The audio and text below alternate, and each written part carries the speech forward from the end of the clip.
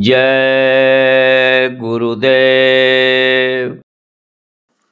प्रेम न बारी उपजे, प्रेम न हाट बिकाय। राजा प्रजा जेहि रुचे, शीस दे लई जाय।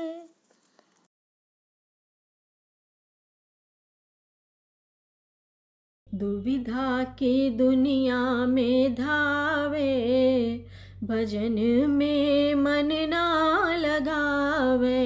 दुविधा की दुनिया में धावे, भजन में मन ना लगावे। रैन दीना सुख खोजत धावे, रैन दीना सुख खोजत धावे। मृग तृष्णा में मन दौड़ावे, मृग तृष्णा में मन दौड़ावे। माया छाया पकड़िन आवे, भजन में मन ना लगावे। माया छाया पकड़ी ना आवे, भजन में मन ना लगावे। सुख काहे तू समझी जो लावा, सुख काहे तू समझी जो लावा। दुख का कारण उसको पावा, दुख का कारण उसको पावा। सुख कहाँ समझ न आवे, भजन में मन ना लगावे। सुख कहाँ समझ न आवे, भजन में मन ना लगावे। अति उत्साह करी पत्नी लाया, अति उत्साह करी पत्नी लाया। दुख का कारण तेहि को पाया, दुख का कारण तेहि को पाया। हितु पितु मातु छुड़ावे, भजन में मन ना लगावे। हितु पितु मातु छुड़ावे, भजन में मन ना लगावे। तेहि संग सुत परिवार बढ़ाया, तेहि संग सुत परिवार बढ़ाया। धाय धाय धन धाम कमाया, धाय धाय धन धाम कमाया। सुख सपना दुख पावे, भजन में मन ना लगावे। सुख सपना दुख पावे, भजन में मन ना लगावे। उत भय पुत्री पुत्र सयाने, उत भय पुत्री पुत्र सयाने। उनहु चाल चलहि मन माने, उनहु चाल चलहि मन माने।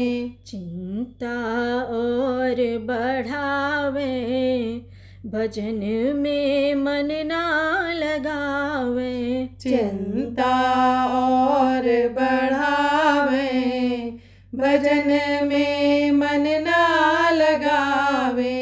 पढ़ी लिखी सुत जब करहि कमाई, पढ़ी लिखी सुत जब करहि कमाई। सुख संपदा बहुत गृह आई, सुख संपदा बहुत गृह आई। मन तुरंग दौड़ावे, भजन में मन ना लगावे। मन तुरंग दौड़ावे, भजन में मन ना लगावे। पढ़ी लिखी सुत जब करही कमाई, पढ़ी लिखी सुत जब करही कमाई। माया धरी पुन उनहु दबाई, माया धरी पुन उनहु दबाई। सुख न मिला दुख पावे, भजन में मन ना लगावे। सुख ना मिला दुख पावे, भजन में मन ना लगावे। यही बिच आई बुढ़ापा घेरी, यही बिच आए बुढ़ापा घेरी। ई दहिया ना रही अब तेरी, ई दहिया ना रही अब तेरी। विविध रोग उपजावे, भजन में मन ना लगावे। विविध रोग उपजावे, भजन में मन ना लगावे। जय गुरुदेव बहुत समझाए, जय गुरुदेव बहुत समझाए। सो तुमने नहीं चित ठहराए, सो तुमने नहीं चित ठहराए। दुख सही रोवत जावे, भजन में मन ना लगावे। दुख सही रोवत जावे, भजन में मन ना लगावे। दुविधा की दुनिया में धावे, भजन में मन ना लगावे। दुविधा की दुनिया में धावे, भजन में मन ना लगावे। जय गुरुदेव, जय गुरुदेव।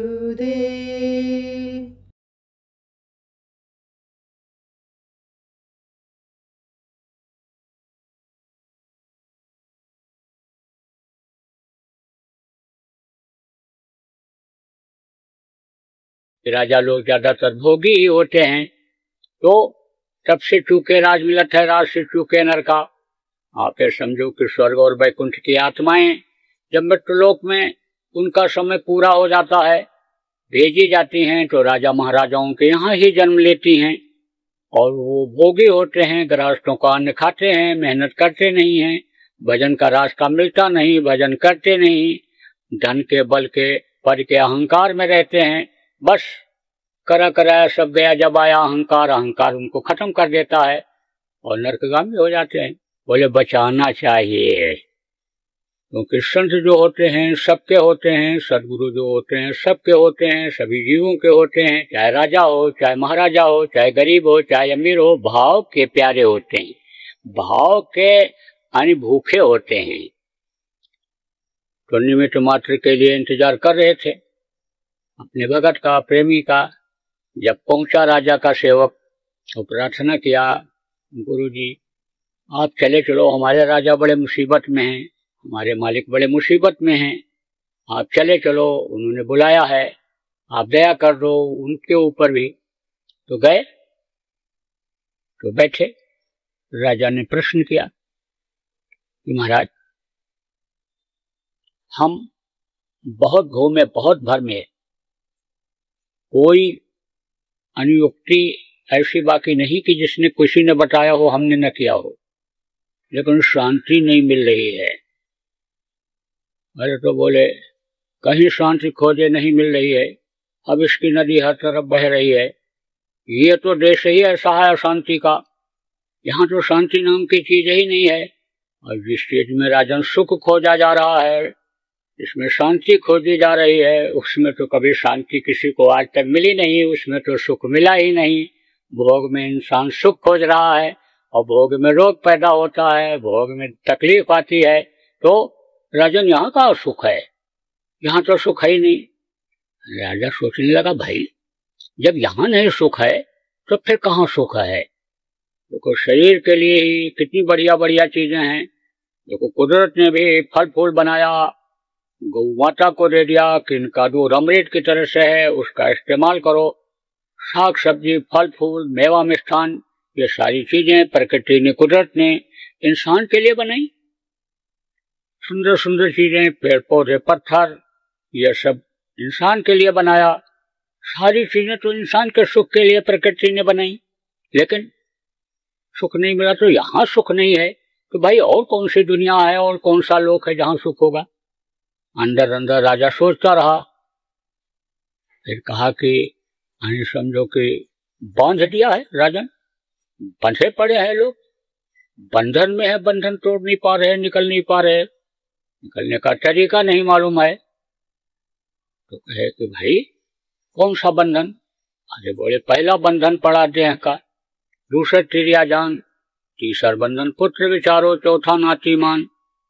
और नाती के कौन नाती हो वाको कौन ठिकान, धन संपत्ति और हाथ हवेली, यह बंधन क्या करूं बखान।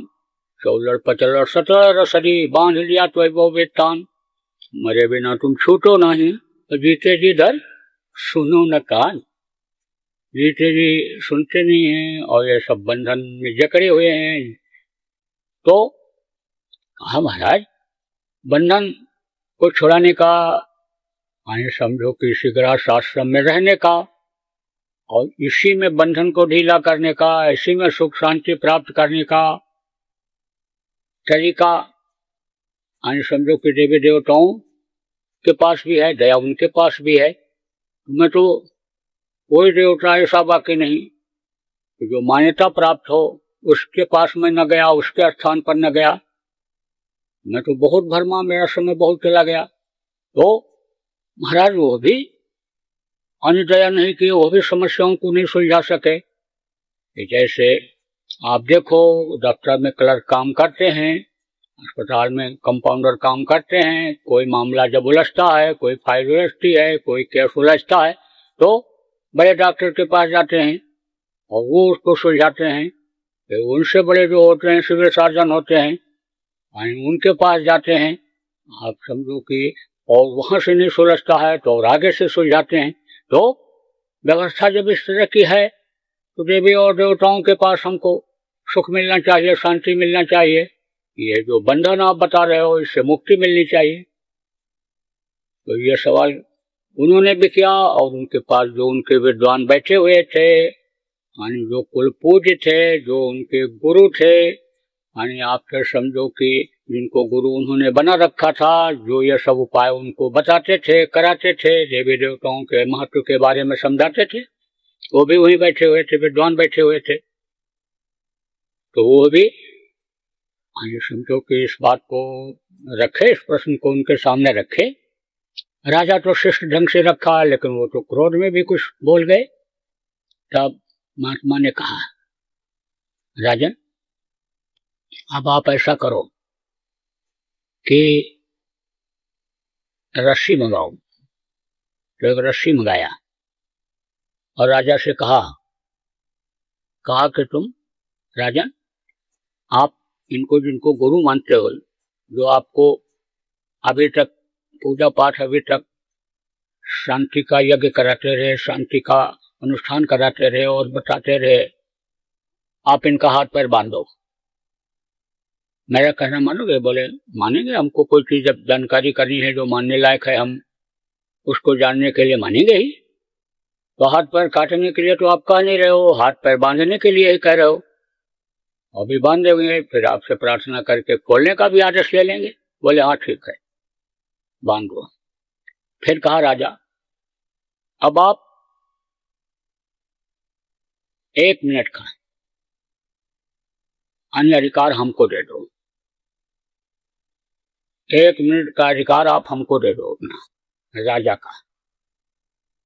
बोले कि चलो ठीक है, 1 मिनट का अधिकार आपको दे दिया। तो सिपाही वहीं खड़ा था। कहा देखो अब मैं राजा हो गया। महात्मा ने कहा मान लिया तुम लोग, जल्दी करो, इनको राजा को बांधो, हाथ पैर इनका बांध लो। तो राजा का हाथ पैर बांध दिया। तो राजा से कहा कि राजन, पंडित जी को खोल दो इनकी रस्सी। बोले मेरे हाथ पैर तो बंधे हैं, मैं कैसे रस्सी खोल सकता हूं।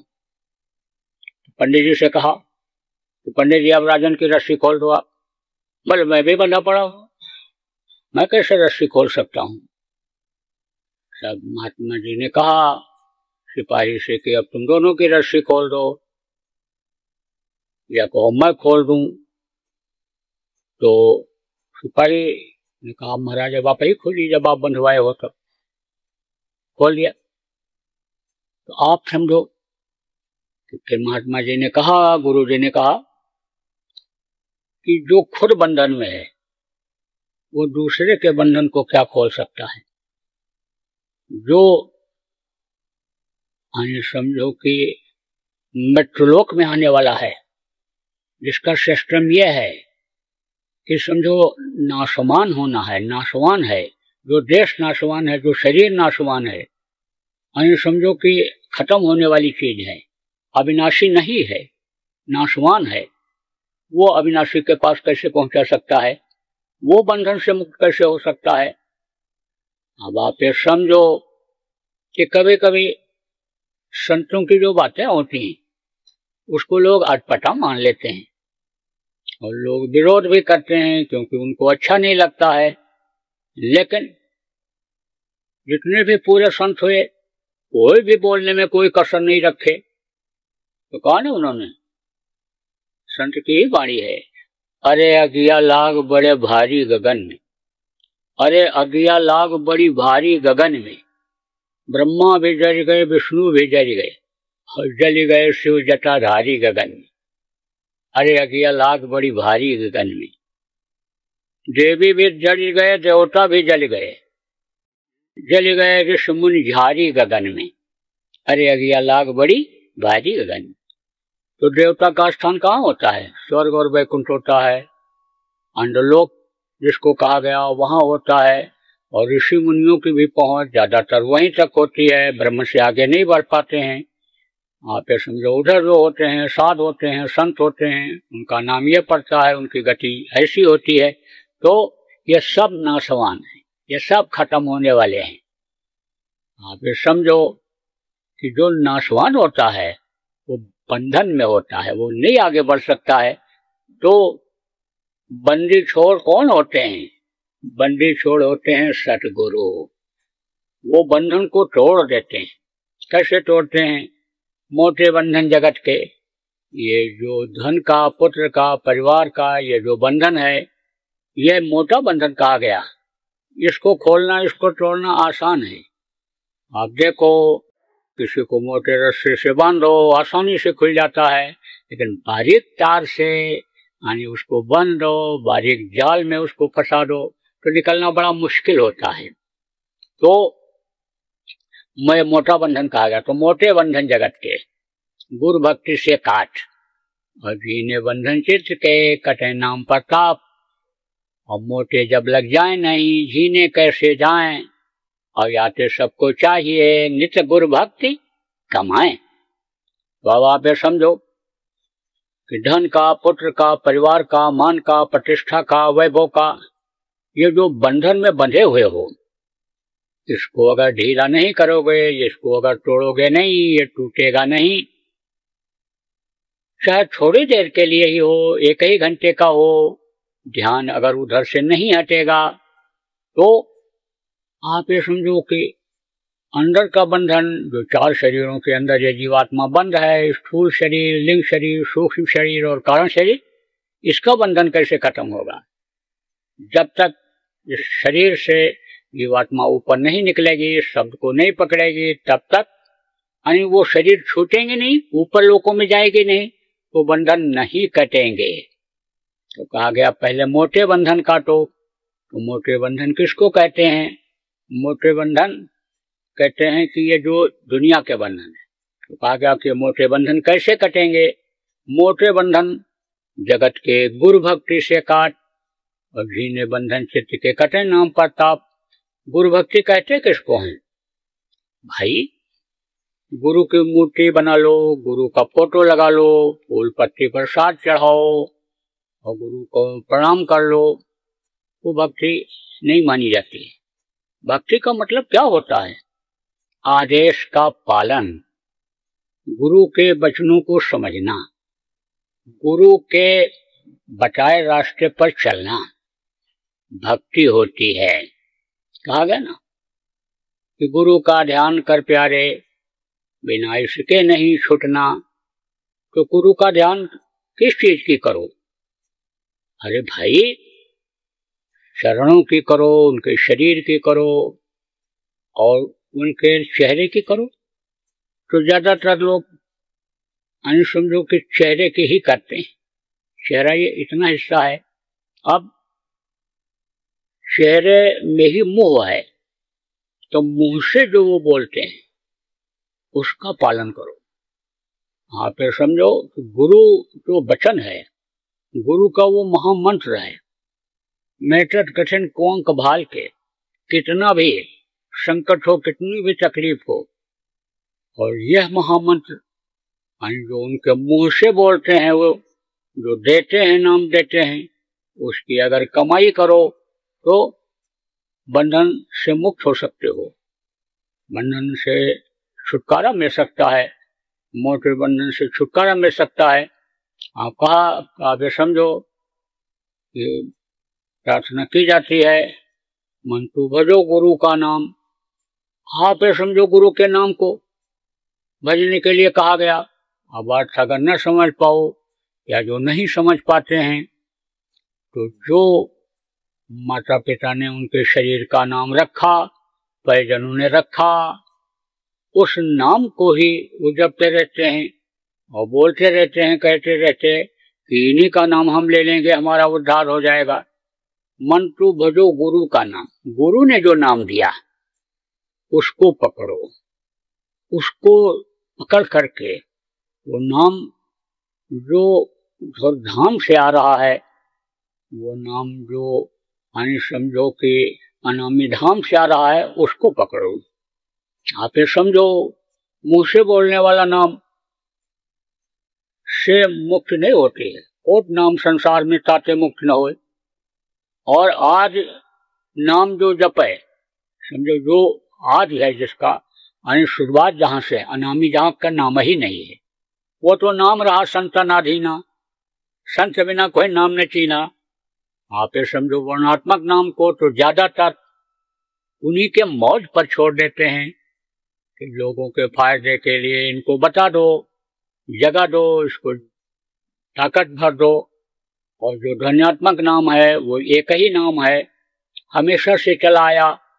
कितने संत आए चले गए, कितने युग बदल गए, कितना समय बदल गया, कितने दिन रात बदल गए, कितने महीने बदल गए, कितने मौसम बदल गए, लेकिन वो नाम नहीं बदला।